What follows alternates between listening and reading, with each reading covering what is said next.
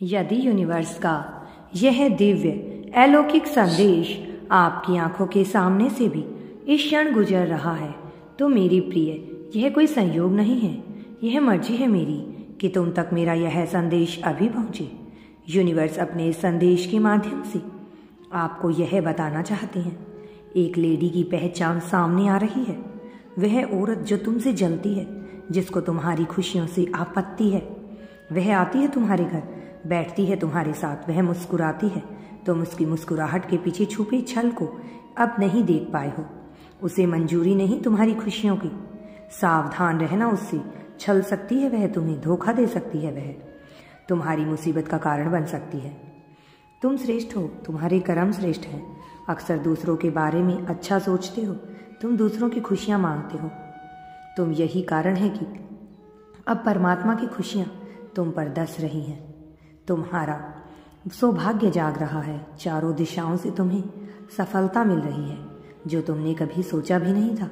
तुम्हारे मार्ग में आने वाली हर बाधा, हर विपत्ति, हर परेशानी अब दूर हो रही है। मुक्त हो रहे हो तुम अपने जीवन में चुनौतियों से। समझो, परीक्षा की घड़ी अब समाप्त हुई। धन की कुछ कमी देखी तुमने, अब धन का सौभाग्य खुल जाएगा तुम्हारे लिए। जो चीज़ें तुम्हारे पास अब तक नहीं थी, उन चीज़ों के मालिक बनोगे तुम।